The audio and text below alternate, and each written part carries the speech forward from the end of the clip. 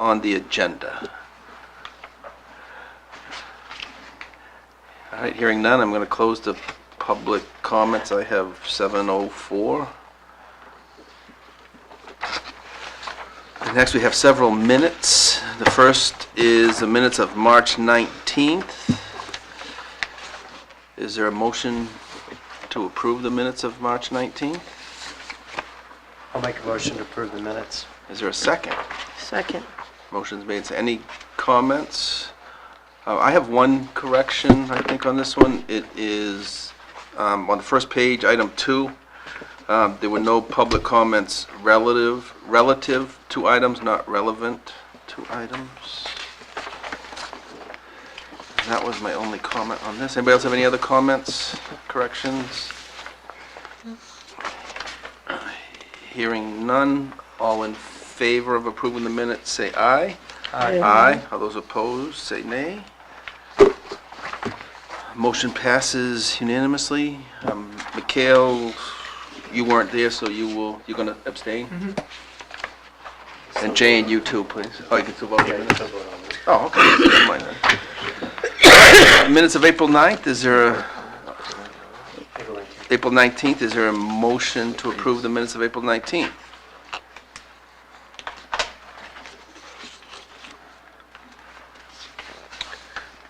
Can I make a motion? You sure can. I make a motion that we approve the planning board meetings of April 19th. Is there a second? Second. Motion's made and seconded. Any discussion? Same thing. Same thing on Two. that.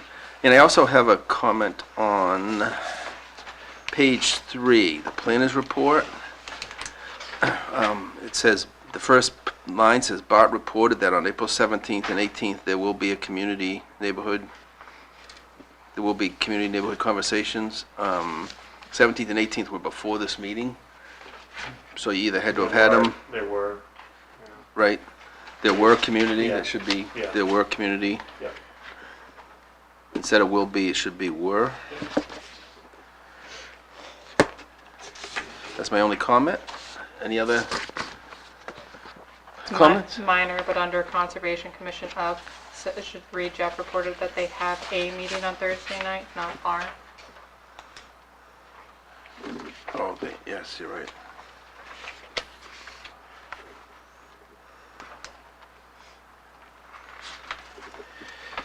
Alrighty, anything else? Hearing none, all those in favor of approving the minutes say aye. Aye. All those opposed say nay. Motion passes unanimously. Next is the minutes of May 28th. Is there a motion to approve the minutes of May 28th? I'll make a motion to approve the minutes on May 28th. Is there a second? Second. Motion made and seconded. Any discussion?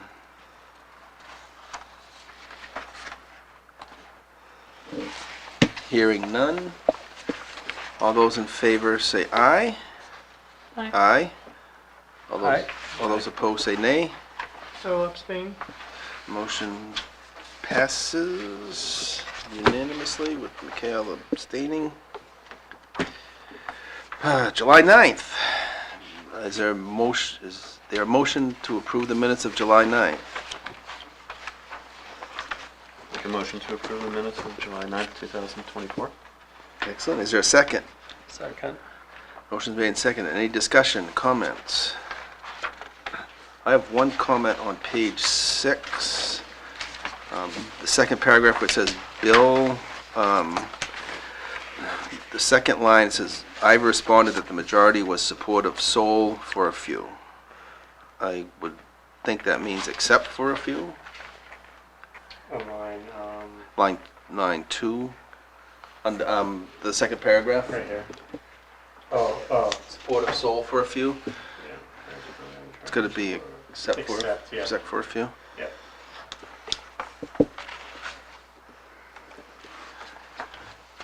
Anybody have any other comments?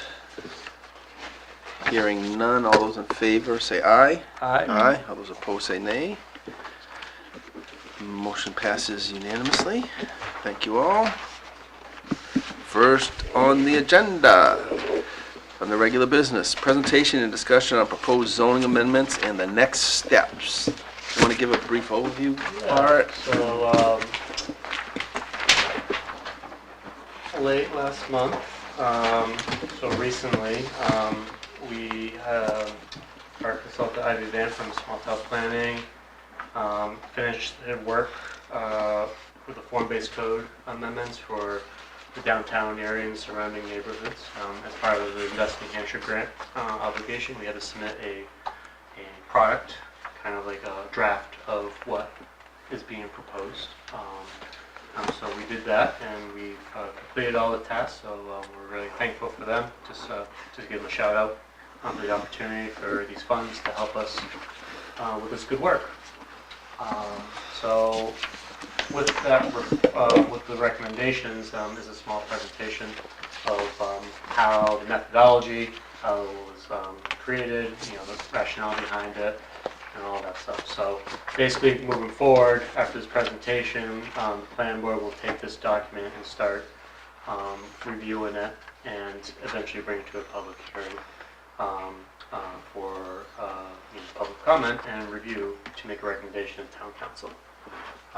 Excellent. So, without further ado, I would like to invite Ivy Van. Hi, Ivy. Good to see you again. To really kind of just go through the whole process, the rationale behind it, and conclusions. Am I on? I believe you're on. I am on. Yeah. Excellent. The first thing I'd like to say is that the presentation that you have printed out is less beautiful because you have printed out the slide deck. The presentation that is, I don't know, Bart, where you parked it for them to look at, but it's more beautiful in the finished document that we produced for the town. This is a slide deck just intended to let us talk about it like this. And my graphic designer told me that I had to swear to say that. She said, it's not the most beautiful work I ever did. He said, for this purpose, it's fine. So what we did, you can do it. Yep. Okay, so what we started out with, why I was hired, you've heard me say this, is to create 2 new districts that will allow those districts, as they develop and redevelop, to look more like the parts of Newmarket that people like the best. So a more small town, more villagey feeling, less suburban. That was the goal. So what I started with was by looking at what you had on the ground already. So this is from the event that was held at the school in March. I couldn't remember when it was. This was an exercise that we did there. We gave people orange dots for where they thought it was a good idea to add housing, and green dots for where they thought it should stay open space. So what you can see is that people thought the houses should go where there already were houses, which was great news for me because that's kind of my belief, is that you put people where you already have infrastructure. So we did that, move on. And we did the card sort. Will this building fit here or will it not fit here? And we had people then, once they had chosen the buildings that they thought would fit someplace in Newmarket, we asked them to put flags on the map and say where those particular buildings might go. So that informed the work of creating the districts. What are the building types that would fit well here? So on. So this is the zoning map that Bart and I came up with together. And you can see that the orange spine is the Main Street 108 corridor, and the green area is T4 neighborhood, which is intended to produce a historically appropriate development pattern. And, by the way, one which is financially sustainable for the town. I'm sure that you've heard me talk about the fact that a suburban development pattern, in addition to all the other problems that it has, is often, nearly always, a financial burden for the town because there's too much infrastructure for the amount of tax revenue that those spread out buildings produce. So this is what we did. So we created 2 zoning districts, T5 Main Street, which was to continue the traditional pattern. And in doing that, one of the things that we did was we specified a part of Main Street where the lots have to be smaller, where the buildings have to be smaller, to get a more fine-grained feeling like you have now. So these are the building types that are allowed there. And no building or assembly of buildings shall exceed 100 feet of length parallel to the street, except between Elm Street and Gary Avenue, where the maximum length shall be 50 feet. And that's in an effort to replicate what you already have. We know that we don't want big buildings in the center of town, but as you get closer to Durham and closer to Newfields, then a bigger building could go there. But again, only a building that's about 100 feet long. Residential, any multifamily use up to 16 units, no single family. So existing single families are fine, they can stay there, and they will probably eventually be repurposed. But this is the most intense part of town, so what we want here is more rather than less. Commercial, retail services, food sales, lodging, restaurants, etc., all of them. Civic spaces. So now those are the uses on up. No minimum lot size, no minimum frontage, front setbacks. Again, we're trying to create that feeling of enclosure that you already have. And the maximum building height is 50 feet, which is your current standard. Maximum lot coverage, 100%, but you have to have stormwater infiltration, obviously. You can't just pour it into the street. On up.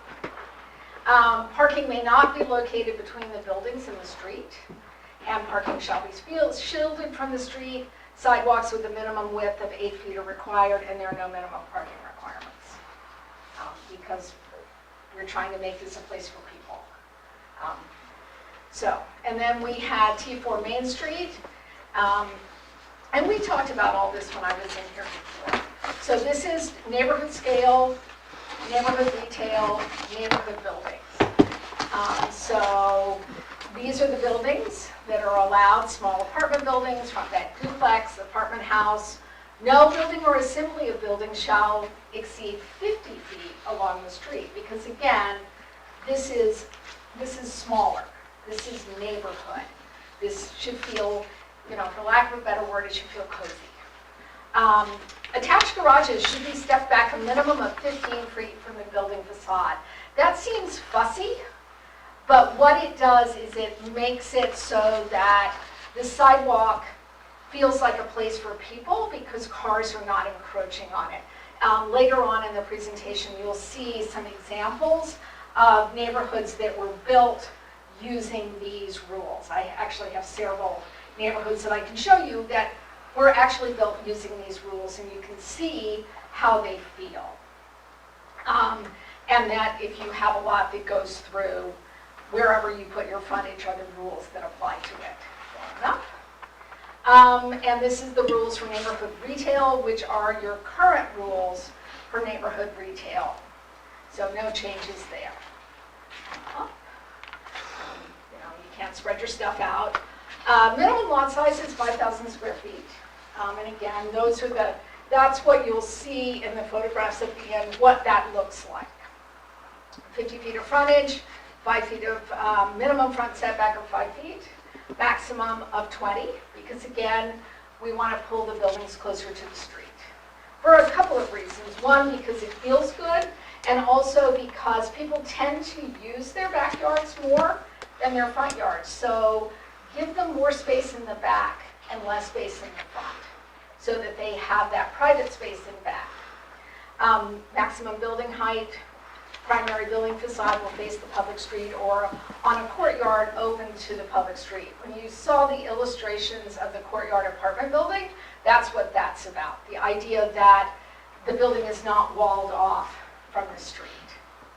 Attached townhouses, lots, and this is done so that you can do what's called a fee simple lot, which means you can sell that townhouse as an individual unit, not as part of a condominium. It's a form of ownership that many people prefer because there's no homeowners association. And by structuring it like this, you can build those and sell them. So, on up. Parking, again, between the building and the street shall be shielded. A minimum of one parking place shall be provided for each dwelling unit. Parking spaces may be off-site, and that would be at the discretion of the planning board as to where they could be. And we're missing a period. I need to get that fixed. Street standards, if you build a new standard, you have to build them to the standards of the town. And streets shall be laid out in a connected grid. And again, that's one of those things that seems fussy on the face of it, but it makes a better place. It means that the streets serve a purpose for the town and are not just glorified driveways for the houses. They're useful. And these are the building types. Small and simple shop. You can just zoom through these. You've seen these live work. Stacked duplex. They go up in size as we go through side-by-side duplex, front, back, 4-unit apartment house. We have this one as a rendering. You saw that, what it could look like. Multi-tenant Main Street is, a small Main Street building, the kind of thing that you already have. Small apartment building, townhouses that we talked about earlier. And back up to the townhouses because I think it says here, 6 townhouses connected max. And again, that's about that length of frontage facing the street. We don't want them to be too big. On up. Small Main Street building. This is a classic Main Street building. When I first started doing this work, you actually could not get financing to build a new Main Street building. The banks had forgotten how to write a loan for a mixed-use building that had apartments above retail. They're like, yeah, we don't know how to do that. And I have to say that in the intervening 20 years, you actually can get a loan to build this building now. It's a sign of progress. Walk-up apartment building, not too big. 4 to 12 unit Main Street. This is the classic 3-story Main Street building. When you think about a Main Street, it's full of buildings like that. So this is the courtyard apartment. And again, all of these are about the massing. They're not about the architecture. They're about how big they are and how tall they are and where the doors are. We are not specifying architecture in these building types. You have architecture standards for your historic district, and those would, of course, continue to apply. And the only caveat is windows fenestration as well. Yeah. And building clusters. The only building cluster that we specified for this phase of the project is the cottage court. And the cottage court is a grouping of smaller buildings in relationship to one another. They're interesting. In New England, the most typical form of a cottage court are those tourist motels from the 30s or the 20s with the little cottages. They're like that, only they're pulled a little bit so that they face each other. But it's the same kind of building. And here you can have duplexes or singles, and there are limits on how big the units can be, because this is not a thing for giant buildings. This is little. This is cozy. And these, I have a friend who's built a bunch of these, and he says these are really popular with divorced women in their 40s because it gets you a neighborhood. Do they have a cat? Yeah, they do indeed. Cats, many of them. But he says that they're so, it gets you a neighborhood without, being quite, you have some separation as well. And the rules for the cottage court talk about public space and how much public space there is and how much private space there is. Every building has a little bit of private space of its own. So, on up. And these are the renderings, which you've seen. Purpose-built apartment, a small apartment building, several views of that, the 4-story Main Street, and the walk-up. And these are the streetscapes, which we looked at last time. These are built using these are drawn using the Lawton Yard standards for T4, which is that neighborhood feel on up. And then I think the next thing we're going to see, okay, so this is a real life streetscape. This is a really truly place that was built using the standards that we're specifying for T4. These happen to all be single family, but they could easily be duplexes or even fours. But this is what it builds out like. It's a very comfortable space. The only difference here is that this particular one does not have a sidewalk, which we would require here. But that's what they feel like. So one thing that we look at when we talk about all this is, what about the money? So one thing is the financial impact to the town, and also what is the impact on the housing market. If I push, can I do this myself? You sure can. Oh, look at that. Okay, so this is a parcel analysis. Whoop. This is 21 North Main, which is an empty lot of almost 2 acres. And if we put 2 courtyard buildings there, those bigger, that's the biggest apartment building you can build. This, it would generate almost $300,000 annually in taxes. So, there you go. Why are the numbers different? 2 courtyard, I don't know, and I will check on that, because it Okay. shouldn't be. It's wet. It's Oh. a wet area. Yeah, Yeah, but 'cause you this is don't different than actually that. need- Yeah. You don't need that Well, much these are dry different. space to put Yeah, this they in. say the Yep. same thing. They're not that big. It's a big lot. It is. It's just, it looks wet in there. Yeah, When you I go by it, drove there's by, like yeah. Yeah. all It's the very all the wet. telltale cattails, signs of yeah. a Yep. wetland in Yeah. there. So I don't know, Bart, what? So I think for this exercise, this is a hypothetical. If you were to put these 2 here on this lot, this is what you could generate. Now, in reality is, it would have to be surveyed for wetlands, Right. wetland impacts and whatnot, and then you go on from there. So Right. So this is an example of if you had a 2-acre lot or even a smaller lot, this is what it could be. I think the point, when going through these is just like, how is the land being utilized? What's the value you can get out of it per square foot? And, with try and be as mindful as possible in that sense. Bart, can you make a note about that so that I can get that fixed? Yeah, I'll Yeah. circle it and go All there. right. This is Dame Road on the corner. It's almost a half acre.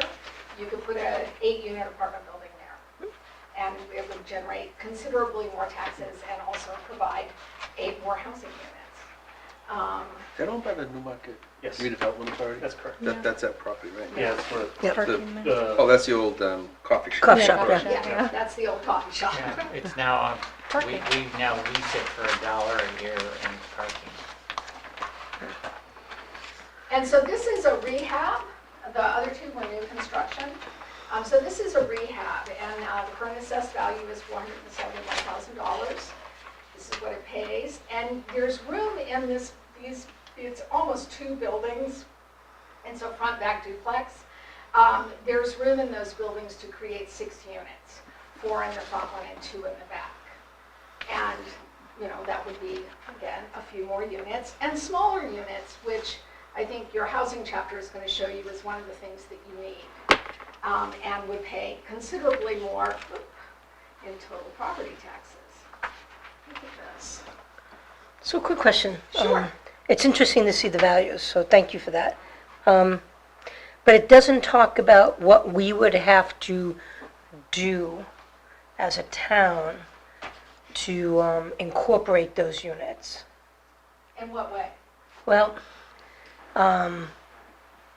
we don't know regarding fire. You mean like We don't know, impact? yeah, the fire, police, what additional impact does it have to the roads?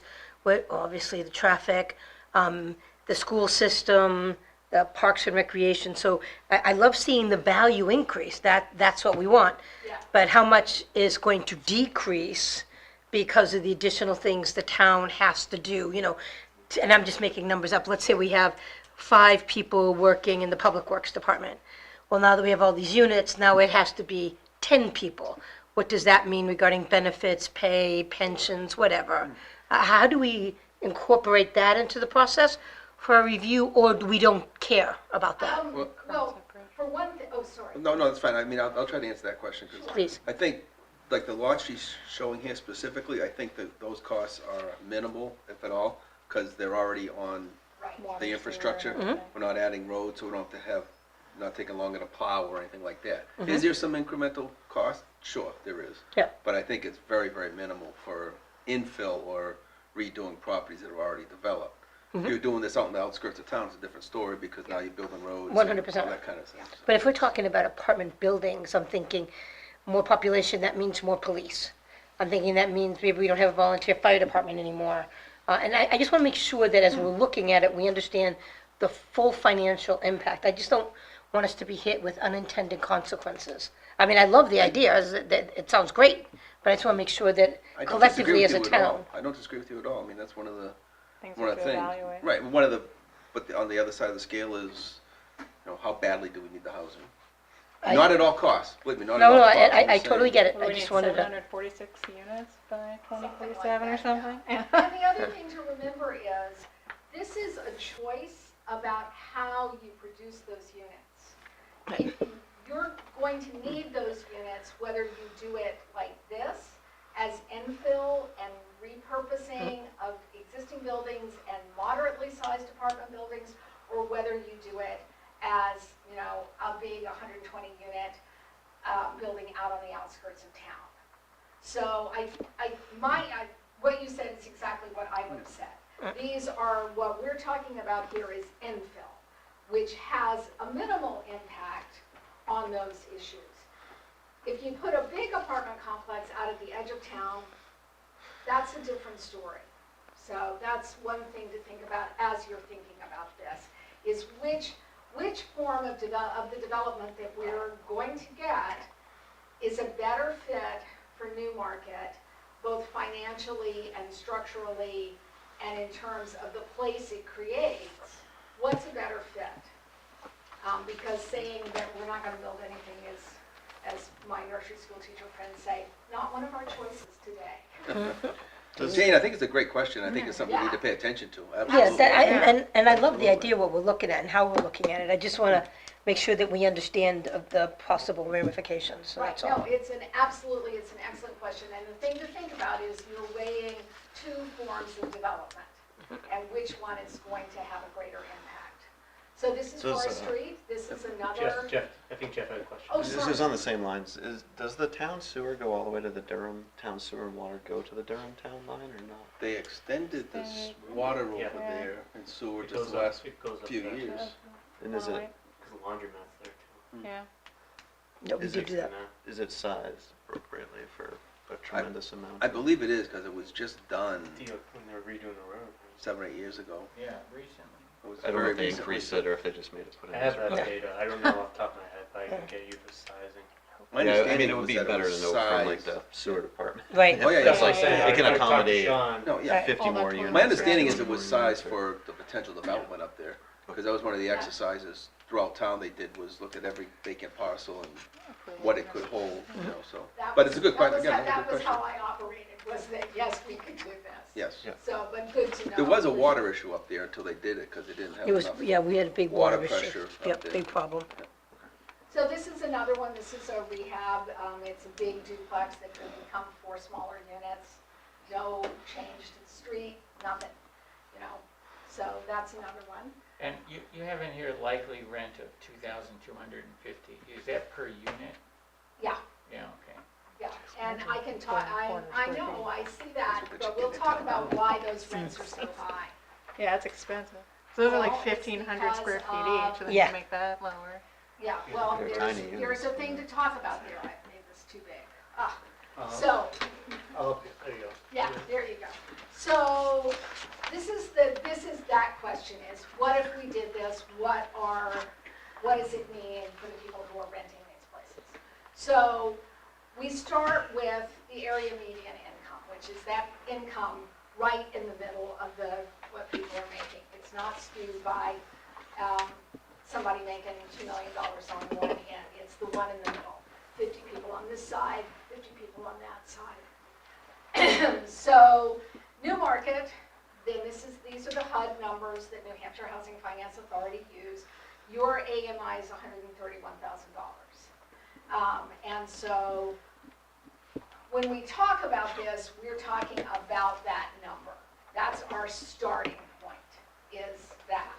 So we talk about what's available at the area median income. So for rentals in New Hampshire, in order to be considered workforce housing, it has to be available to somebody making 60% of area median income.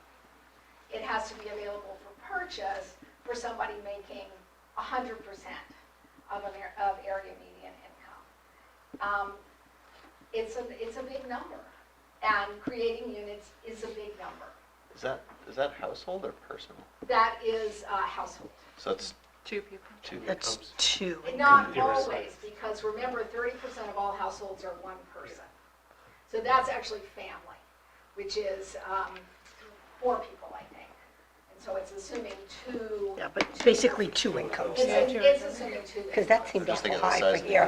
units. Yeah. Yeah, It's one or it's like, two incomes. Jesus, I'm poor. So anyway, these are the, I got you. oh, good, thank you. All right, so this is just an analysis of, yeah, just leave it right here. So let's talk about this. So this is your current median price is $600,000. So it's affordable at $5,100 a month mortgage for somebody making 140% of AMI. So I've forgotten what that number is, but it's about $165,000 annual income.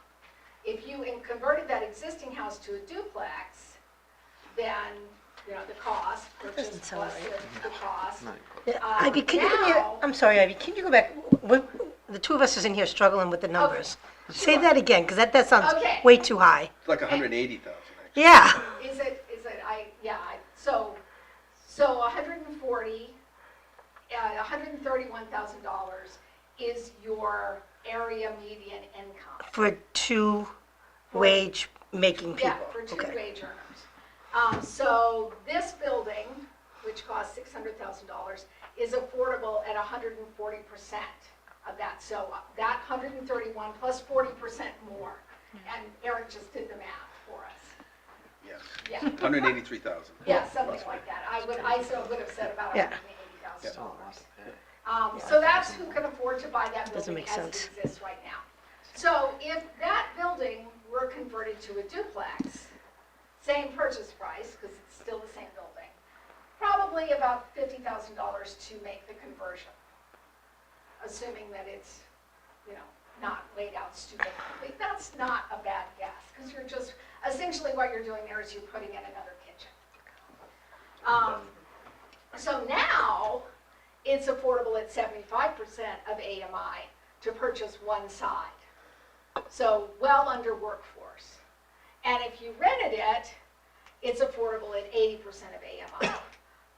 Too expensive for workforce, but not as expensive as it could be if it were new construction. So just a question, so Jen, just Yeah. roughly, so your household income would be around $100,000 a year, and you would be able to afford 1,000 square unit apartment, which would be like a 1-bedroom apartment. Yeah, maybe 2. For 1,000 Okay. square feet, it's probably 2. Okay, It's probably a 2-bed, 1-bath, okay, is what I would expect in 1,000 square feet. okay. And you're paying like 30, If you're So renting it, you're 30, paying 30. 40% of your income to Yeah. rent.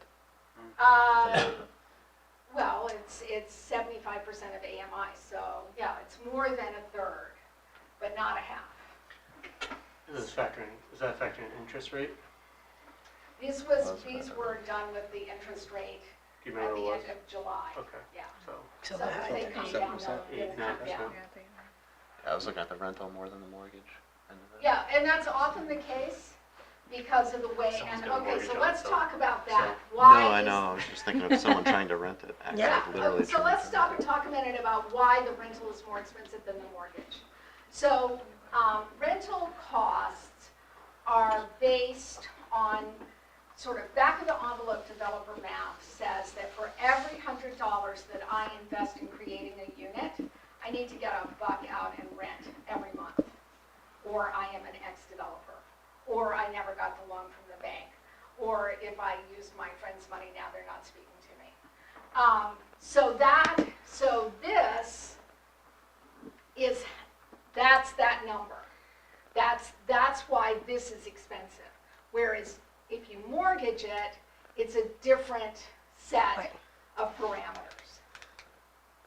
So until we get further down, and often that continues to be the case, that the rental price is going to be more expensive than the price to purchase it. And it's because of the financial structure.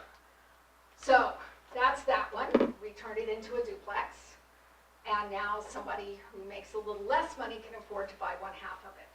If we convert an existing 2,400 square foot house into a triple, then it comes down again. Okay, so now this one is affordable to purchase here and almost workforce to rent. Almost, not quite. And then, it goes through all of these. And new construction is expensive. It's not until you get to 6 units that you get a rental that's affordable at 60% of AMI, which is the workforce definition. Which is why, in order to get cheaper new units, there have to be more in the building. But you can get it at 6. You don't have to go to a 40-unit building to get affordable. Okay, so that's that. Anybody want to ask about this? I think these rents are considerably higher than Yeah. Because current you rents have in Newmarket. existing, these are units that we're creating right this minute. Yeah. So existing units will Conversion be costs. cheaper. I understand the math, I'm just saying, I don't know if you could rent, Right, and if you can't get those rents, then you can't do this. Yeah. If you can't get the rent, you can't build the building. Oh, I think everything except the $3,250 is what people are paying in town now. Yeah, when I went and looked, that's Yeah. what it looked like to me. Absolutely. Yeah, You and so can't this rent a one- place for less than $2,000 a month, Yeah, unless, Yeah. in a What? normal, Do you know any? Yeah, sorry, but, no, in a normal building, I'm not talking about a 12-unit right. building on whatever that's been there for 100 years. That's what it is. yeah, that's what it is, because the, development map is relentless. And What's I'm- Debbie's asking? I don't know yet. I don't know who's marketing I have it to or look not. at his, I think it's about 2,000. Mm. I know you do commercial real estate, but do you know, generally Newmarket rents, have you heard? I heard over 2,000 2,000. or more. Yeah, it's Like 2,000. low of maybe 2250 1750 was if the you're number lucky. that- Yeah. Yeah. But But it's When about I 2,000. checked Yeah. the websites, it looked like 2250 was about the going rate for a 2-bed.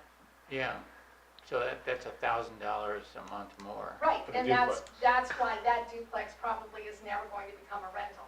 Yeah, It's going to be sold It's as gonna 2 be duplexes. yeah, Because you can mortgage it for that.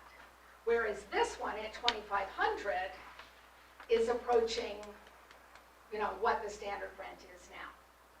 Yeah, in today's market, somebody would convert, if you converted a single to a duplex, you'd probably just condo them and sell them. Absolutely. That's what people are Make doing in much my more money. neighborhood. Yeah. So, so is it kind of showing that there'll be no impact on affordability? No, it's not showing that there will be no impact on affordability. If you allow somebody to turn a 2,400 square foot house into a fourplex, then you get affordable. Right, but folks don't consider it very affordable to live here. I mean, some people do, but I, there's I can only tell you what the numbers are.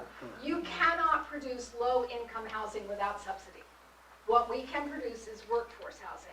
But in terms of low-income housing, which, $1,500 a month, $1,250 a month, that requires more than this. You need low-income tax credits. You need Yeah. low-income housing tax credits, you need a gift of the land, there's a number of ways to get there, but you can't get there on the open market.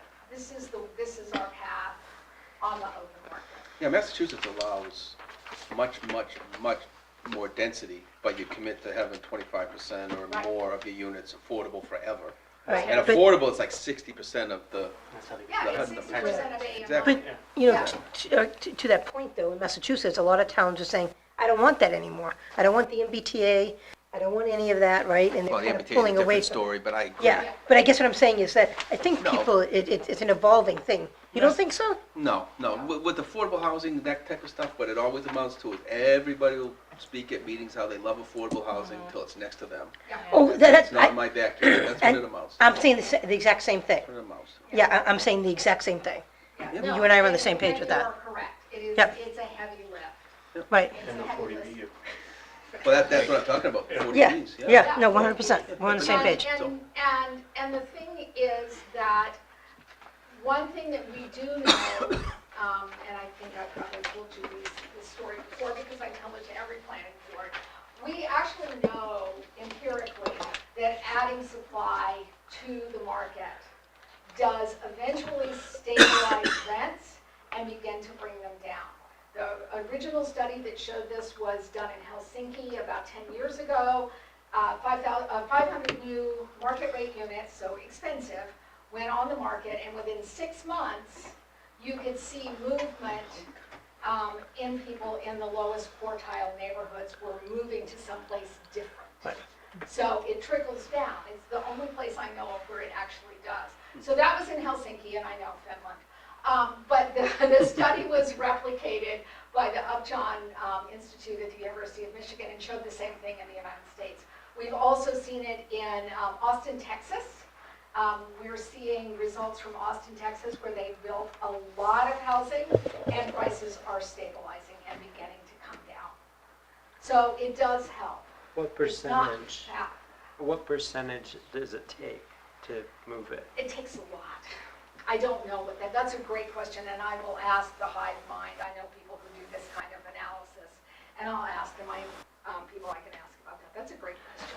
I mean, I guess I understand that, and I knew that was going to be the answer, but I guess my point is that a lot of the people that came to me, that I spoke to were like, oh, we need more housing to bring prices down. I think a lot of people think that That it's gonna more happen. houses doing this will bring prices down. They will, but And I not think- tomorrow. Yeah, And they then- might, they may or may not, right? Well, they Depending will on how much, eventually. No, depending how I much think- I people think- move, how many people Plus want the to keep interest moving rates too. here. I mean, Yeah, you're paying it's- for that mortgage. Well, No, I understand I know, the but I'm saying economics of like, it, but, yeah. Yeah. No, and I'm none just- of this is an immediate miracle. right. But not doing it leaves us worse off. You know, if we know that if we don't build housing, prices just continue to go up. Right, Yeah, I know. I'm just saying that there may be a misconception among people. I that, agree, I Oh, agree. absolutely. Oh, yeah, go ahead, do this, this will help us, and, Well, it helps you, I mean, so let's, the thing that Jane brought up about, how does this affect our infrastructure? So the thing about doing infill is that it adds more housing units without affecting the infrastructure burden in the same way that a big new project would. So that's another way that it affects the bottom line of people who already live in town. And yeah. I mean, so I think we'll have to build parking. I don't know how specific this you may be zoning right. descriptions You are. may be right. You may be But right. like, if you put in a 16-unit building, and there's no on-site parking Oh, required. well, no, the 16-unit, well, if you put a 16-unit building, no developer is gonna build a 16-unit building on 108 without parking. The fact that we don't require it doesn't mean that it won't get built. They can't rent those units without parking. But what it means is that it gives them more flexibility about how much parking to build. I mean, back to that 30% of all households are one person. So, anyway, I yes. mean, Go. No, go. No, I was the other thing, I love what we're talking about, this is fascinating. I'm just thinking like, you build something, I don't know, right there, right? And you're like, okay, we're gonna make it 16 units, we're gonna be good, we're gonna put parking underneath, and that's gonna be great, no cars out front, that's great. Oh, but of the ledge, what does that mean for the people who live over there and their well? I want to make sure that we're really thinking about more than we're going to make a buck. And I don't mean technically. And you know what? My take on it is significantly different. Okay. First of all, making a buck, I don't care about. That's We all we're need talking housing. about. As long as it doesn't cost us a fortune, I'm okay with it. Yeah, but This is that's showing what, that this every will be single good. thing is talking about, oh, you Well, got that's this, a- now you're gonna get this, yeah. you got this, now you're gonna get it. We're talking about a buck. Everything we're talking about for But the to me, town that's a is for a buck. secondary- we have to show that this isn't gonna cost us a fortune, Right. right? Like Jeff said, Both sides you know, of the coin. there was, you know, as an aside, there was a plan when the mills were redeveloped to build a parking garage there, a parking deck. It never got built. If it was built, we'd be in better shape for parking. We can't do a whole lot downtown unless there's parking on site, because there's no extra parking down Yep. there. I mean, that's the fact of life. Yep. But that'll work itself out. Either a developer will come in with projects and build something, or they won't build. And part of like what you're seeing, like, you know, making the buck, as you said, is how can someone with an existing home who's struggling to pay their property taxes, Yep. who's lonely, who, wants to create community, but doesn't want to leave. You know, I see the math here, maybe it makes sense.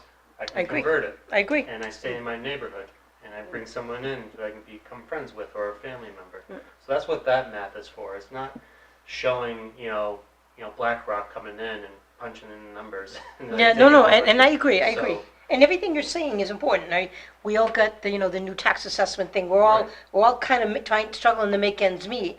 I just want to make sure we're not building Brasilia. That's my biggest fear.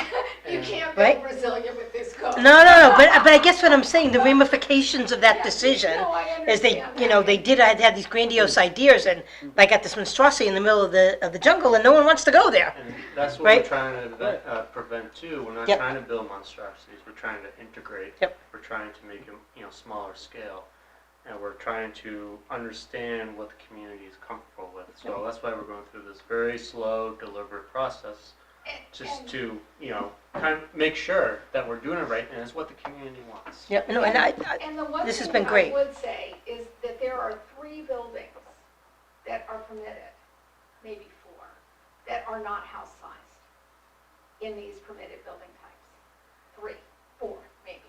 I would have to check. I know there's 3, there might be a 4th.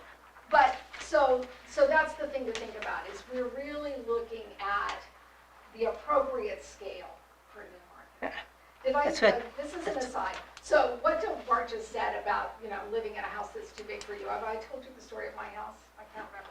Thank Oh, you. yeah, did I tell you? I've heard maybe 20 times. Yeah. That's okay. We want that. Because I tell it at every public meeting, because it's a living example of what we're talking about here. I live in a big old Victorian in downtown Peterborough, New Hampshire. And when I had 4 kids and a mother-in-law living with me and some goofy person renting their weird little apartment in the attic, it was fine. But my mother-in-law died, my kids moved out, the person in the attic eventually found another place to live. And I turned my house into a 3-family. And because I could do that, I can stay in my house, in perpetuity if I want to. 2 other families got a place to live, a nice place to live, and the town is collecting more taxes from us. So there are actual examples of how this works in real life, not just me. Everywhere. But you could do that downtown Newmarket tomorrow. Yeah. Yep, exactly. You can. Yep, you Yeah. can. But you can't in your neighborhoods, Correct, and that's Correct. what this is addressing. correct. And only in the M2A district you can do that. Yeah, Right. it's a relatively limited Right. space, Maybe so up we're to as trying to well. allow that to happen in Right. other places. No, I agree. So, anyway. And so, yeah, that's it. Thank you for your Yes, presentation. thank you for your Um, attention and for your great questions, and I'm gonna find out about how many buildings they had to add in Austin to stabilize those rents. So I've got a couple of questions. I don't know Sure. if tonight's the night, they're kind of It's big picture discussion, stuff. yeah. All right, so in all the building types, Mm-hmm. the description is a moderately scaled building type comprised of up to 2 units, or 4 units, or 8 units. Do we have a definition of what a moderately scaled building is? Because my definition would probably be a lot different than yours. It's the numbers that are on that sheet. These buildings are all intended to be moderately scaled, and there are numbers of how wide and how deep they can be. Okay, so, and I see that, and so Yeah. my thoughts would be, Bart, that we need to define that. What does moderately mean? Yeah, yeah, because I could argue all day long about a moderately scaled building, right? Because that's kind of what I do. The other question I had relative to that is, you have first floor elevation, 0 feet minimum. What Right. does that mean? That means that you can't have steps going into the building. You can. You cannot. Cannot. It's Oh, a so- zero- It's on grade. Right, so, Okay. that's what I thought it meant, but so, how does that work with all the hills in town? Oh, You that's can't put a just- building on a lot without, Well, Good point. okay, so the buildings that require a zero entry, Yeah. those are mixed-use buildings. So they're at the back of the Downtown. sidewalk. Downtown. That allows Okay. someone to roll Okay. in. Any building that's a residential building does not have, Yeah, like this Okay. multi-tenant one, does Yeah. only be on Main Street. yeah, okay, Yeah, will be okay. as you go back the hill, Yeah. up the hill. And the last question I had, Global warming, it might be useful to have the building slightly above that May grade, right? so the last question I had relative to that is floor heights. So first floor height, minimum 9 feet, maximum 15 feet. Why do we care that you need to have a minimum 9-foot ceiling? because it makes the building a better building. And that's what. According to yeah. who, though? I mean, Well, okay, so that's. Not to be that's- overly- Yeah, no, But- that's Good why, question. that's why I'm here, Right. is, I believe that these numbers, that these parameters produce better buildings. If some more attractive, more livable, more appropriate for the streetscape. If somebody wants to build a squattier building, they can come in and ask for that. These are the sort of the big picture. If someone wants to build a bit different building, then they come in and make their case. But these are intended to produce the best buildings that we can under the parameters of the economic system we live in. okay, and that's, Yeah. I mean, Does that I help understand at all? that. The follow-up question, though, is that if I wanted to put a building with standard 8-foot ceilings in it, is that a variance, or is that just not allowed? You would, I would, we. Is it something the planning, how do you? It would Be be a up to the waiver. planning board. I mean, Yeah. you don't have to make it that way, we can write it in a way where it's least, well, we can first have a conversation, does the planning board want to go that far? So that's, this is what's being recommended, Yeah. Right, okay? Right. If the planning board does go in that Right. direction, then I would imagine you wanna make it as least painful as possible in this case, so you can make it a waiver. Yeah, and that's how I would Yeah. recommend it. And Instead I would, of, Yeah, because I mean, I can just imagine somebody coming in and saying, Yeah. I don't want to do 9-foot ceilings, it costs me more to heat it, and it costs me more to cool it in the summertime. right, I would caution you a good probably point. not to make it a waiver for the mixed-use buildings, for the first floor of the mixed-use Yeah, buildings. that's, Yeah, Just understood. because Sure. it's not great for the architecture. for like townhouses, Yeah. maybe You it's can more of make the it a waiver. residential ones. Yeah, that's what I would do, is make it a waiver. But I would encourage people to build buildings that are a little bit taller. yeah, I mean, and I think They this is live a there. great, I think it's fabulous. It's certainly enough for us to talk about and dig our teeth into and come up with something that Yeah, we think works for the town. absolutely, that's what it's Really for. appreciate the work you've done. It was been a great project, and Bart's gonna tell you about, the second act in a minute. So, And I'm available. We've wrapped up the first section of the HOP grant, but we have built into that contract that I can come back. I can come back and see you pretty much anytime you want me. And I can also come for public presentations when you get to that point. Awesome. And I can also come to when you get to the point of proposing it, I can come back for that. I'm also happy to talk to anybody that you think would be good to give this presentation to. So, Okay. If there are groups in town that you think, oh, it would be real swell if we could talk to this group of people about this proposal, we have built into the schedule and into the budget that I can come back and do that. Oh, that's good. I mean, I think the business group would be fabulous to talk Yeah. to. Yep. Right, I mean, they're the downtown, certainly, they're the main people involved with that. Awesome. Thank you. Does anybody else have any other questions or comments? I mean, I've got tons of questions. Yeah. That's just how I am, so I don't want to bug you with them. If we're No, going no, to continue no. the discussion for Yeah, we're gonna months and continue the years. discussion. Yeah, this is So not our last trip to the mini mart. I mean, I'll be back. my biggest question, and you don't have to answer today, you can think Yeah. about it, is were there larger lots at the north end of town? Do these standards work on a large lot where the building, it's not really subdividable, the river back there, put another road behind. And so then you'd be forcing Thought up against- about the upper end of 108 where it backs up to the river, when Bart and I talked about this, what we think will probably happen up there in time, and again, this is not gonna happen tomorrow, is that those lots will be subdivided long and skinny, and the building will go in the front with river access in the back for the people who live there. So yes, the answer is we did think about that, and that's what we anticipate being the outcome at that, up there. And then in the standard with no minimum frontage, does that mean you could literally have a lot with zero frontage? No, because you can't put a building on it. Well, you could put it out back and have a Right, well, lot that's- out back yeah, with an and easement that- to and it with no that's part of frontage. Is the- that what you're thinking, or you're thinking? No, what that means is that if you have a 15-foot wide lot, that you could put a 12-foot wide building on it, because you have some of those.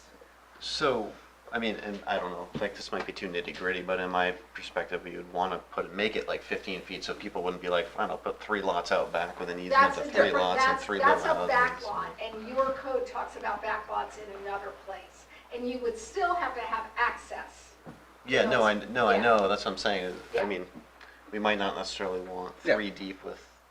Right, we'll have to talk Can be about that. That's, difficult, yeah, that's that's further definitely- down the road. Yeah, That's we've what got I'm a lot of asking. discussion to get to. Yeah, that's further down the road, Yep. and, you know, deciding, you know, what constitutes frontage, that's in the, you know, and again, remember that we would like to discourage, you know, dead ends, so that's a thing to think about. But yeah, that was our theory about what's likely to happen where those lots back up to the river. And just one more, because I think it's something people could think about in the long run, is the 100% coverage with stormwater. Like if there's no setback, right, so you could literally buy a 15 by 15 lot and build a 14.95 foot by 14.95 foot house on it. Right. So where does the You have to infiltration put it under happen? the building. You would have to build stormwater management, you know, those, Get to connect to there, municipal sewer. yeah, there's. I thought of there that, Jeff. Jeff, I thought that when I saw that. That was my first thing is, you know, put out a bill. People are It's not generally, that practical, really. It's not Probably practical. money-wise. Yeah, Right, it it's it too doesn't make any expensive. sense You wouldn't- you wouldn't financially. build it. Right. Those systems are expensive to build and maintain. Right. So we always have to think about, I mean, we always do want to think about, well, what if? But the thing to keep in mind when you're thinking about, well, what if, is also what is actually financially reasonable. I mean, just Right. because theoretically you could do it, you know, back to that, if you can't get the rent, you can't build the building. Right. And there might be Somebody lots will- downtown. Somebody will do it. but there might be lots downtown that it's viable, depending on the Yeah, soil. depending on Like the soil, down like, yeah. Salisbury, we do it a lot. Down the beach, you just put all the stormwater under the building because it's beach stand. Doesn't go Yeah, anywhere, right? exactly. If you had a lot in I'm here that thinking clay had and rock. gravel, Yeah. no, like out with 152, the old gravel pits, you could have done it out there. and Yeah, no no, problem. yeah, I'm looking But in I the agree with you T5, the completely. T5 district. Yeah. It's probably Yeah, mostly and it clay. probably Right, would, yeah. MS4, you connect to the, Yeah, or you connect I mean, you have a storm sewer, yeah. Sort of. As As long long as as generally, I that- mean, that's- my perspective is, as a town, we should not let private people connect to the yeah, drainage system. without train. That just causes Right, problems. yep. Well, Yeah, you need, no, you need, I don't disagree. treatment on site. Yeah, you have to filter it on site. And so that would mean that if you had a lot downtown where you wanted to do that, you would have to determine whether it was financially feasible to do the kind of stormwater management on site that would make Right. that possible. Right, I because guess- this is I where guess- I know it's happened is areas where it was already going to the storm system, and as long as you weren't increasing it, Right. we'd allow you to keep doing it. But increasing or putting new connections, I think is, Well, I and guess- DES, I guess what of I'm course. leading towards is that north end really gonna be used in a can't, like, sure, downtown, yeah, build 100% of your lot out, right? And we're not gonna try to control it, but up at the other end, like, Probably that maybe it is- needs a different regulation that says, you know, Well, you still have to manage the stormwater up there. right? So the chances of somebody covering the lot with 100% of a building, because they have to manage the stormwater, is pretty low. And on a bigger lot, you would not want to have to build that stormwater system, because that's a big expense. Jeff, I see in my perspective is I'm willing to try something like this out there. Only, well, similar to 152, well, we changed the zoning on 152 25 years ago, and nothing's been built there. Yeah. That means the zoning is not appropriate It's not for the worth it. area. And I think the same thing up there. I know the land's very tough, but if the zoning was appropriate, somebody would have built something up there by now. Right. Maybe, yeah. No, If somebody could have made money, they'd have done it. You know, there's a lot of developers around that would do it. No, I know the lane Yeah, stopped. no, I'm thinking of And- I'm thinking of the T5 Main Street. Oh, just the is Main what- Street It's all I'm stuff. talking Oh, about is oh, okay, Main okay, Street and okay. T5, because Yeah. those are the Yeah.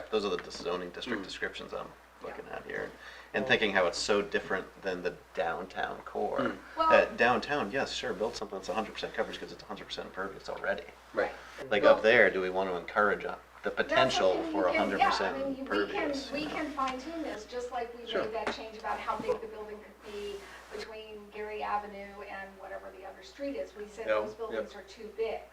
So we can adjust this if you think that's too Yeah. much. And I know you can't get it up there because there's a 250-foot shoreline setback anyway Yeah, off the Lamprey, but somebody could easily chop a lot and say, I'm Yep. gonna, Maybe. and then, because no frontage and put an easement to the back and a house and That's, 100% as I coverage say, up on the that's, street. that's Right. other Sure. places All in your sorts of code, and, you Absolutely. know, Yeah. we'll be looking Yeah. at that as we go forward.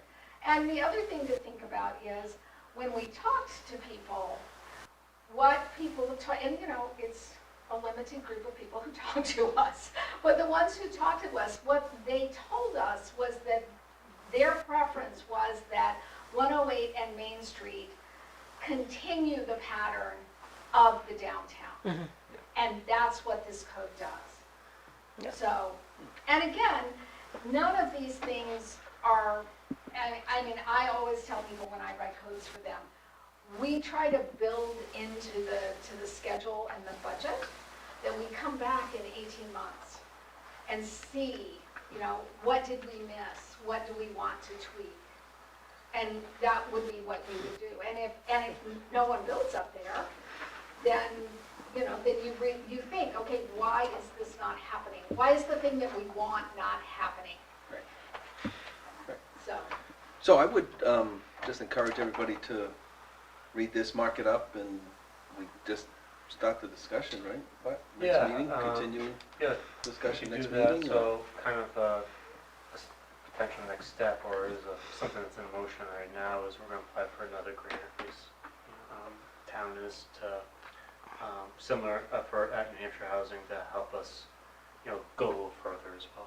You know, based on the last conversation I had a plan board, I think there was consensus that it doesn't make sense just do it for this town, maybe we should look at the whole town in general, and what I'm looking to do is to, you know, get enough money so we can look at chapter 32 in general and kind of take a fine-tooth comb, go through it and update it appropriately, and also, you know, create new zoning districts that match this type of zoning.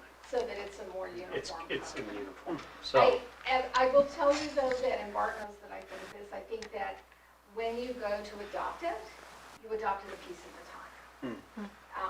It's easier to explain it a piece at a time. It's, has been my sad experience. But yeah, that's the plan going forward. And when we look at that, we'll look at things like access to back lots. And do you want to allow flag lots, and what should they look like? There's arguments to be made for flag lots, particularly closer into town, because it allows you to, again, use the infrastructure that you already have. So that's a thing that we'll be looking at when we assume we'll get, I think we are likely to be able to do that. Well, Bart guaranteed we'll get I didn't that. say guarantee. 100%. We are, plans are in motion, mobilization has started, so, Yeah. we're moving forward. Is your mic on? Oh, no, maybe it died, yeah. Oh, well. Can I ask hopefully- a quick technical question? I don't So, know. when you look at rent, the rent has to pay taxes, it has to pay insurance. Yep. When you look at mortgage, there's no taxes, there's no insurance in there. No, I look at And the. so why would you, say that, why would you look at them as a percentage of AMI? Because if I'm gonna buy this house for $2,000 a month in mortgage, I've got another $1,000 in rent and taxes, and then I have another couple $100 in insurance, right? To get me equal to the rent. So what I do when I figure these numbers is I go to the mortgage sites and I put in where I'm proposing to do this. So it does in fact include taxes. as a Okay, part so of that. those numbers include taxes? Yep. Those numbers include taxes. Okay, so it's clearly labeled then, it says monthly mortgage payment. Right, well, we can check to make sure that it is, we've got a couple of things we need to fix. Yeah, because the taxes alone is $1,000 a month. Yeah. Good point. So, anyway, but that's how I get my numbers, is by going to the mortgage sites and saying, if I purchase this building in this town, what's my mortgage payment gonna be? What's my monthly payment? going Yeah, to be? I don't believe it, because that would Okay. suggest then the mortgages, the real mortgage is like $1,000 a month, which sounds pretty low. Well, we can check on that, Yeah. make sure. Yeah, interest really high. Yeah, and again, I try to keep them up to date as to whatever the current interest rate is. Yeah. So, I guess I'd ask one more question if we're asking Sure, questions. keep going. In T4, which I like the T4 district, the way you've got it in here. The I only like it question, too. the only question I have about it is is parking. When you say parking spaces may be off-site, like what's the? You Is that can on count- street or Yeah, town? on street, you can count on-street parking. So if you were to say someone went into like this big area and we're going to develop this big area and put a few through streets here and there, they would have to build or provide on-street parking or driveways. They could do one or the other. And if Or a it's parking lot somewhere. and if Or it's a a, parking lot somewhere. I mean, if they were doing a pocket neighborhood, they might have a parking lot in the back. and so yeah, right. So but then if you go into like the village area or like that area right there, and it's a redevelopment, you're going to take a 2 and turn to a 4 or something like that. Like how far, like what parking can they consider off-site? Like. Well, that would be up to you to decide. Okay, so that's just unwritten into. Yeah, Okay.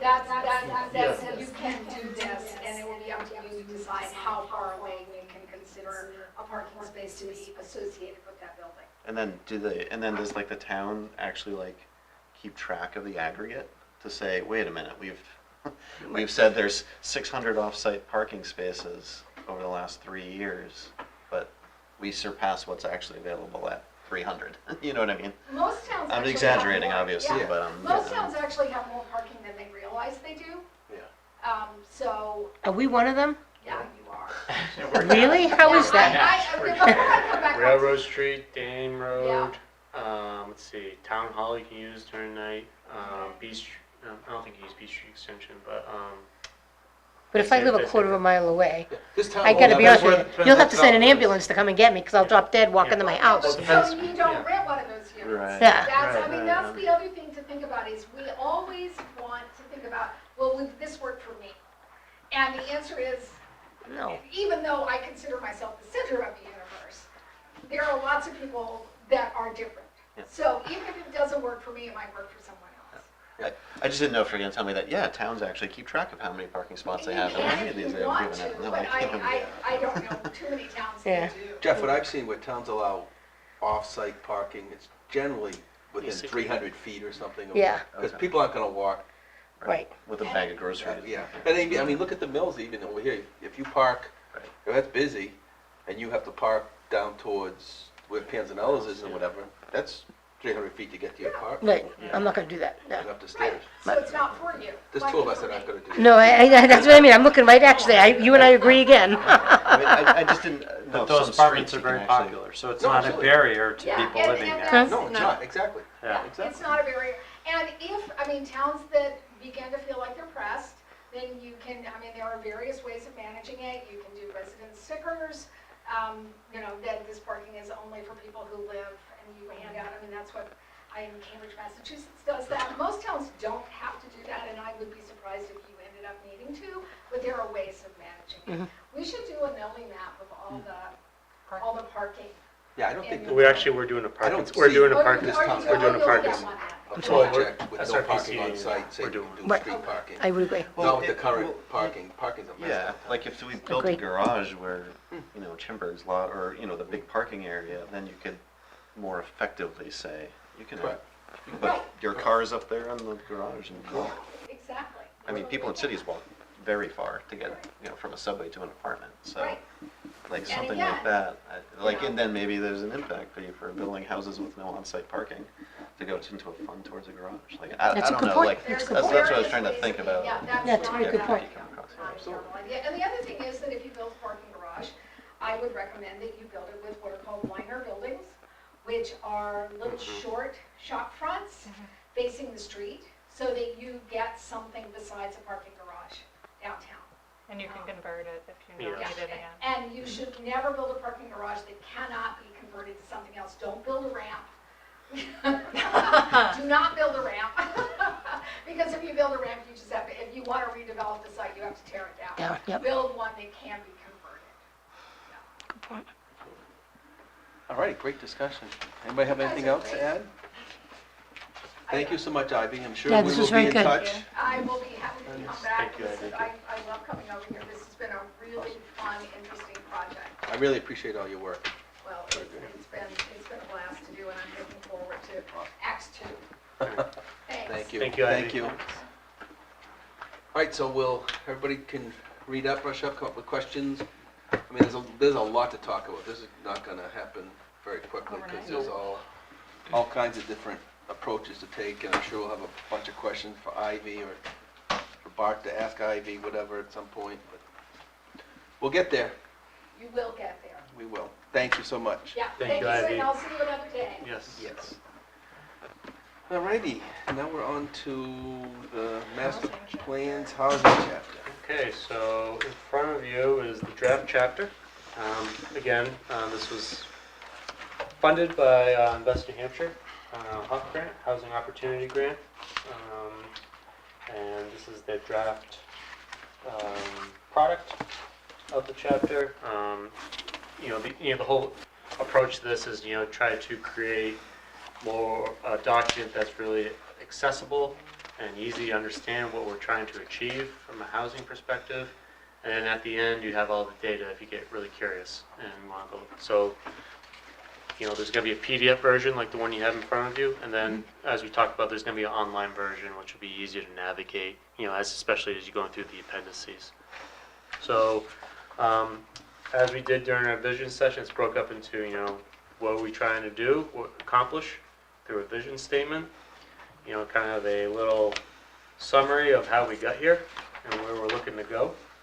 We talked about the themes, so, we did through the visioning week, the visioning session in March, these are the ones that we ultimately came up with. And I love how defined. Newmarket has captured the hearts across many generations. It was aspirational. So again, this is a draft, so if you want to take your red pen out, you're more than welcome. And so anyways, yeah, so as we just go through each theme, talk about what that theme is and how the data relates to it, and then where we want to go, and then at the end. So what we do, we have a matrix too. So these are like the main goals you see at the end of each theme. Where we but like for instance on page 7, vibrancy goals, there's 3 main goals, but we have a matrix too, which will have in the appendices that have sub goals to achieve these main goals. But we don't want to overload people. I had a question on Yeah. for the goals, I sit on a board in Dover and they have like a similar kind of matrix where they have those sub-goals and then committees that are in charge of said goals. Are we doing something similar? Yeah, we to can. that? Yeah, exactly. Like it's the planning board's job to get this goal. and Exactly. it's ZBA's job. So that's what it goes Oh, like yes. implementation. Okay. So we're gonna have like an implementation chapter which Okay. will identify those folks for our Okay. boards. Yeah, we have a matrix for that, right? If I Yeah, remember right. yeah, we have a matrix that we came up with, which will be part of this, but then it'll be more organized into a. One of the really interesting things with this chapter is I was on this committee, I kind of faded away towards the end of it, but we talked with, 5 or 6 developers to get their input on what are the major obstacles about, developing, redeveloping property. So it was good to get some insight to understand from the people that make a living doing this, what their concerns were.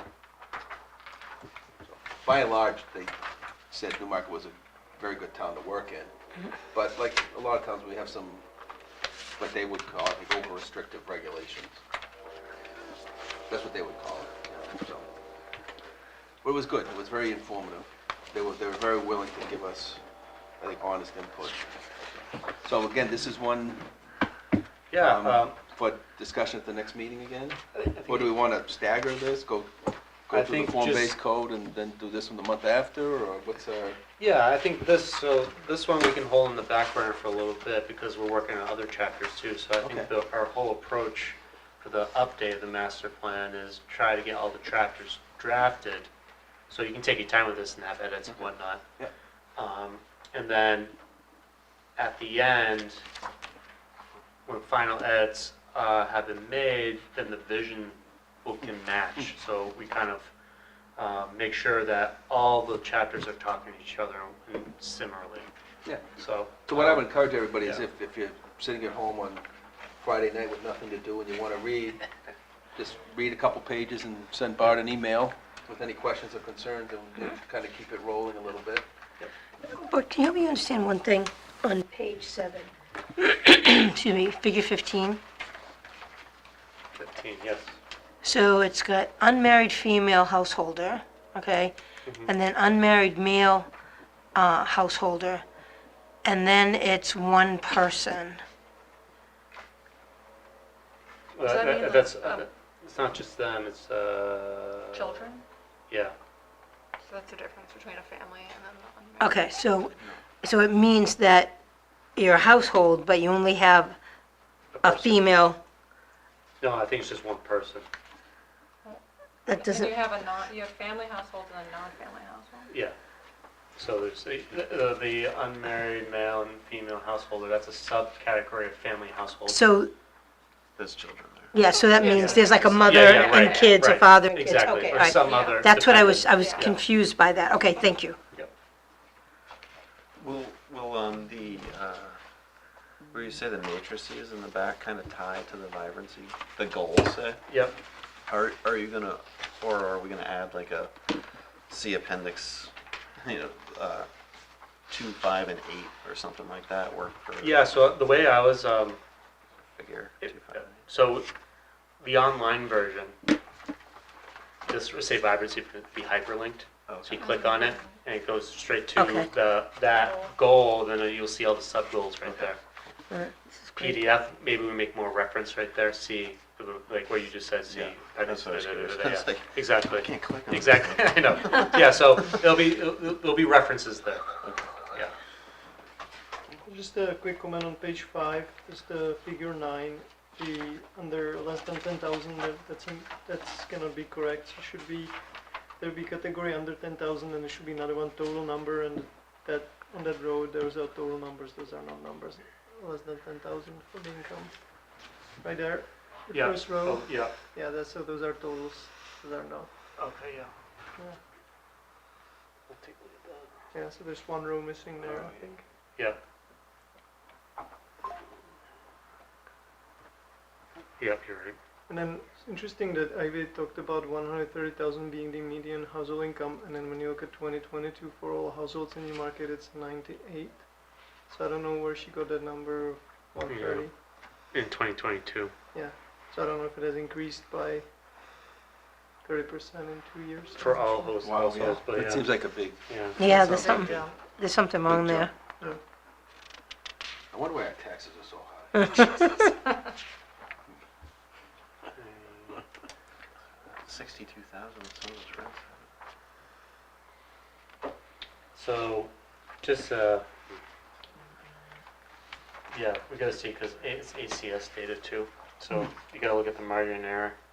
Would we do the decennial census Yeah, and be more precise? More precise, yeah. If it even has that data, yeah, so have to look. And just, while we're asking questions, on page 12 or 13, there's these charts, and there's a red line and a blue line, but they're not labeled. Oh, yeah, labels.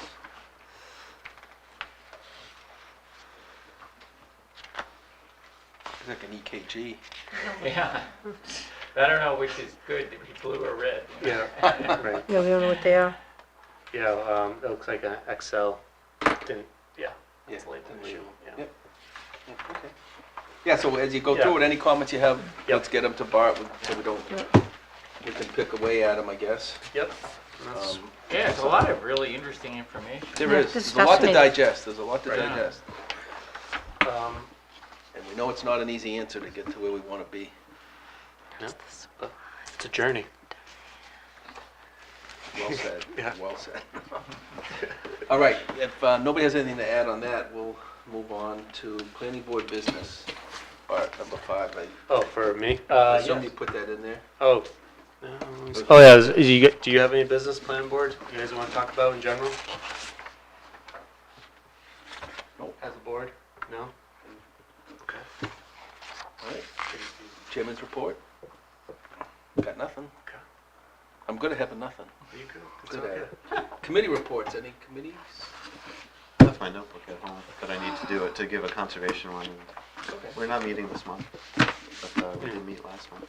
Well, you can update us. So the new, for Newmarket Community Power, the new rates have been set. So I believe, I think this is right, they'll be at, Newmarket Community Power will be at 10 cents a kilowatt hour, and Eversource will be at 12 cents, so about 2-cent difference. That's just for your power. Now, Eversource is also trying to get a very large increase on their like their infrastructure, yes. basically. So they're looking to increase that cost quite a bit. Do you know how much preliminarily? I don't know, because it's not something Community Power tracks that closely, but I just know that that's what I heard, that they're looking to charge a lot more. Did I get 30%? Yes, that's what I heard too. Yeah. 30% over, was Could it be. 3 years, I think? 30% would be a lot, so that's. Yeah, Yeah, Yeah. and apparently there's some talk that is sort of their business model going forward. They're Yeah. more interested in that end of the cost that they can send to consumers than they are the power. Offset. Sure, because that's guaranteed. They've got the infrastructure. So. Yep. Exactly. So we'll see, but yeah, I mean, because 30% of the state is on community power at this point. Wow, that's a Free lot. lunch. That's a Yeah, lot. well, it's just because every year they're adding more people, and Right. there's just Right. been a lot of interest because people want to save money, obviously, so, Yes, it's a significant amount. yeah. That's awesome. But you think ultimately it's going to be offset by just Eversource?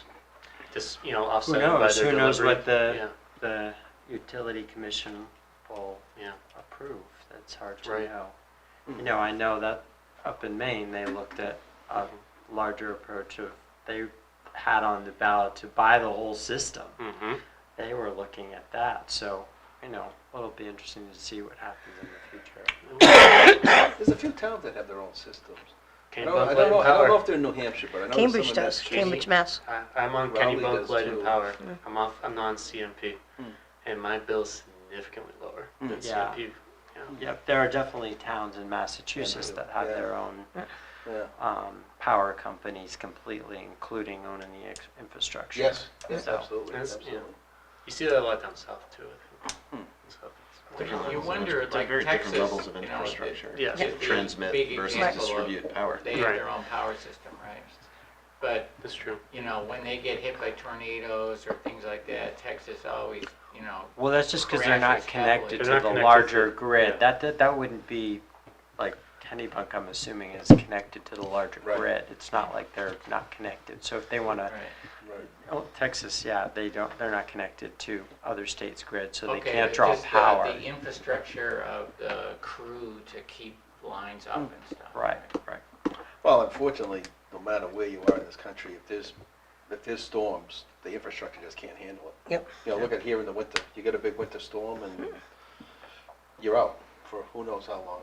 An ice storm, you're out for a week or 10 days. It's just the infrastructure. It's old. Yep, exactly right. And where And you I'm are. sure that's what Eversource's, the next era's plan is gonna be, is to say, we need to spend a lot more time to guarantee the system. Bury it A lot all. more money, time and money. Right, Exactly right, what they're Yeah. saying. right, absolutely. So, all right. All right, Bart, do you have anything to add? Yes, take the survey. It's the master plan survey. Yep. I did. So everyone, if you haven't done that, you can either go on the town's website, there's a link there, or if you have your fancy phone, you can do the QR code, and it'll bring you right to the survey. We're going to open till the end of September, so that gives the opportunity when we have our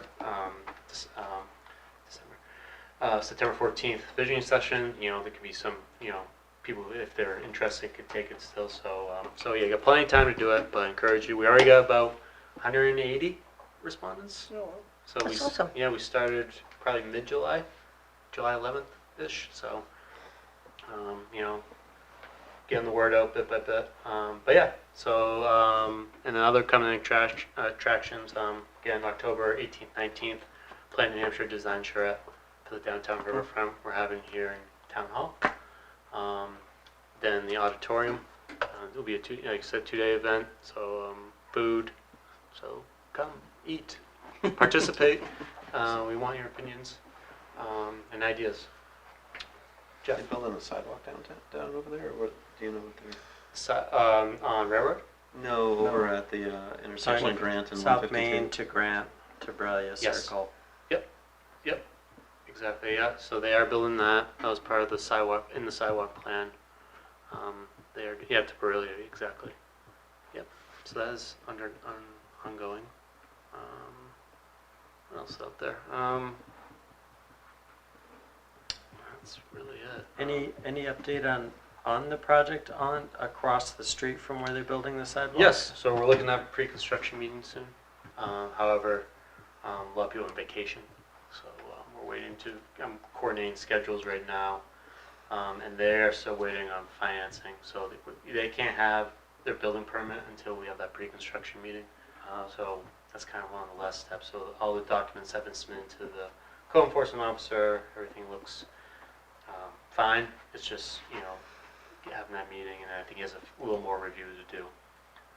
So once that happens, I think they can present that package to the financiers, and once they get that, then I anticipate sometime this fall they will begin. And then, you know, as you know, Railroad's going. It's underway. And then on Forbes Road, we have a building going up there in the industrial park. We may not, you know, have, I think we say on Exeter Road. Have to check in with them to see if what their status Wally are. Cheney's building? Yep. Yeah. On 60 Exeter. Yeah. So Does that, when they start this at the pre-construction meeting, do they discuss like delivery and like impacts of traffic at like school change times?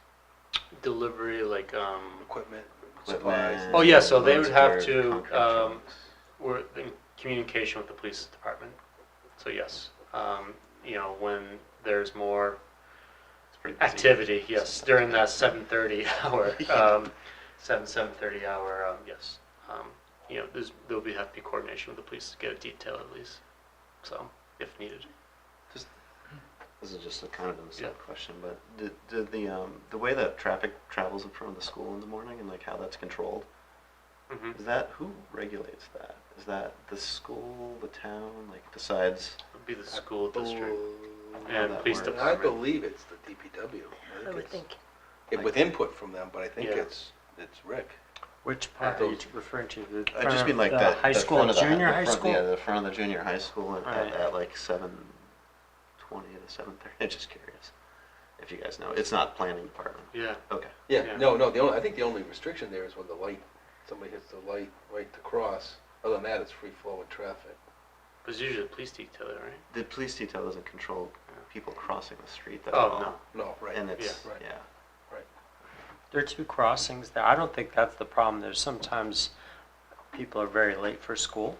I may have had a student in that situation before. And they are told not to do this. They are not supposed to just jump out of the vehicle. You're not supposed to stop, but that occasionally happens.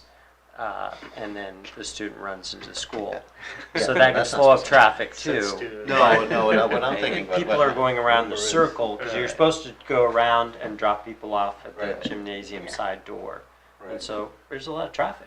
No, the only thing I was thinking is that there's usually like a stream of kids, like several minutes long, crossing the street like one at a time instead of like Oh, yes. waiting and crossing in a bulk.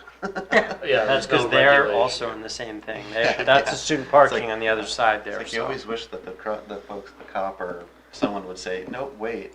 Let Right. 10 Just cars 10 of you go now by. go, Right. yeah. Now 10 of you, now go. Right. Just would make sense, but I didn't know if that was something we had input on. You, No. you running behind schedule in the morning? I think there's a lot of people that are. Sounds personal. It's mostly, Yeah.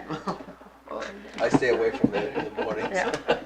it's mostly Like getting it. kids places. Seriously.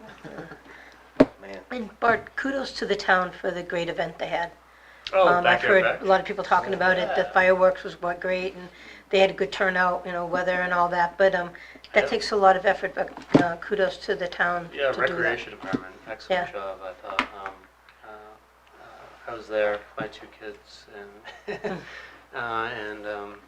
yeah, it was fun. I thought it was a great turnout. I don't know, anyone go? I was there. I was at the town table. Scott was there Yeah, too. Scott was there. We I got talked one to- I talked to volunteer to sign up. Mikhail was there, yeah. So we recruited one person maybe. Yeah. But no, I heard a lot of good things. Yeah. Yeah. I How thought long it did the was great. storm last? I left right before that. We left right. It started raining pretty hard, Yeah. and like people were trying to take apart Yeah. their stuff. But then it cleared up. It passed, and then the fireworks happened. And I know a lot of people were at the fireworks, and That's awesome. they went into the gym. They went into the high school gym, and they waited it out. Oh, that's awesome. Yeah, it was. Amy's pretty But- smart. She's, Yeah, they used to do the Thank whole you. whole She's weekend doing. there Yeah. every year. That used to be a good event. Yeah, we didn't get the band because the band didn't really play very much because it started raining, and Sure. that wasn't. There was no cover for that. All right. So they did a good job, please let them know. Will do. Anybody have anything else to add? Scott, anything, town council? This is, planning board might be interested just in general. We're looking, Central Street, as you know, is a one-way going toward Main Street, right? And there's a one-way sign tells you not to leave Main Street and go up Central Street, but it's quite a ways up the street, right? So people, every week, there's 2 or 3 people who drive up Central Street, right? And then usually when they see the sign, they floor it. So usually people going up the Oh, so street are they- going a lot faster than the people going down the street. So we tried to find some place to put a one-way sign on the sidewalk or out in the street, but none of the people that own the buildings there, will allow us to put the sign there, and there's no really good place to put the sign. So we're considering making Central Street go the other way, go up the hill. That will screw You everybody know how many up. times that's been changed? Well, it's interesting because of parking, right? Because we struggled we just got one parking spot on Central Street about, now probably a year ago maybe. Certainly 6 months, right? Here. But we wanted to get 2, but we weren't allowed to do that because there was concern about trucks coming out of that parking lot and then turning, and they needed a radius Sure. of turning. But it turns out Central Street used to be parking the entire street. Yeah, and if they change the direction again, that'll probably be the 4th time in the last 20 years that it's changed. One goes up one way, down, up. Whoever owns the Stone Church wants it one way or another, somebody Yeah, else. It's I remember they nuts. changed Stone Church, and It's nuts. so the Stone Church thing was brought up, and as you know, there were a few people who strongly objected to it. But once they changed it, it just changed, and nobody ever said anything. It's now just goes, it goes up the hill. Right. So we're talking about that. Was there a safety reason that they switched it? Like for the interaction with 108? Or was it just because they wanted to try something different? No, if I remember right, it was something to do with snow plowing. I think that was one of the things. I remember Mike Kevin was Sear pushing was it the really chief. hard. Easier to come down the. Yeah. It was, and then it was I think the guy that owned the Stone Church wanted it one way. Wanted it, whatever way it was going, change it the Yeah, other he direction. did, yeah. I think it'd be safer for pedestrians on the sidewalk if it's the cars coming off of 108, because you can actually see the people. Because Yes. if you're coming down the street, Yeah. it's like building, and you Yeah. can't see Yeah. if people are. Yes, and like a lot of the streets down there, in the wintertime, you're better off having to try to go up that hill. If you're coming down that hill and it's There's icy, breaks you may there. just Yeah. slide right across the Yeah, street. there was something that people thought about, coming from Central Street onto Main Street and turning left is not a simple thing to do. Right. Where up, what road, is that Spring Street? I don't know what the street is in the It's top there. perpendicular street. On the back of It's Spring Street. It's yeah. It's Spring. Spring, yeah. Yeah. So up there, there's, as you know, it's like a river delta, it spreads out because there's that parking lot. Yes. Driveway up to Polish Polish Club. Club. Yeah, and so there's plenty of room up there to put in signs saying one way. And, Make a little roundabout there. yeah, you could put it, I mean, there's plenty of room to do it, yeah. I think it would be an interesting, it'd be an interesting thing to think about because it's a lot of wasted space. You know, if you look at downtown where space is kind of, you know, limited, right? That's a huge area right there. You could easily put a little building right in the middle of it. We got the zoning for it now. The town's got plenty of parking. It's like the size of a parking lot. Well, Yeah. the thing is, Town plows that it's huge area. be interesting to find out what exactly is the right of Who's way the- and what's who's the private ownership? property there, Yeah, you know? Yeah. but I mean, it's a very big, It's wide, empty absolutely, space. Yeah. I absolutely. know a guy who can do that. Right away. Yeah. All right, Jane, I make a motion, we adjourn. is there a second? Second. Any objections? All in favor, say aye. Aye. Aye. All opposed, say nay. Motion passes unanimously. Thank you. Good night. Very interesting meeting again. That was a good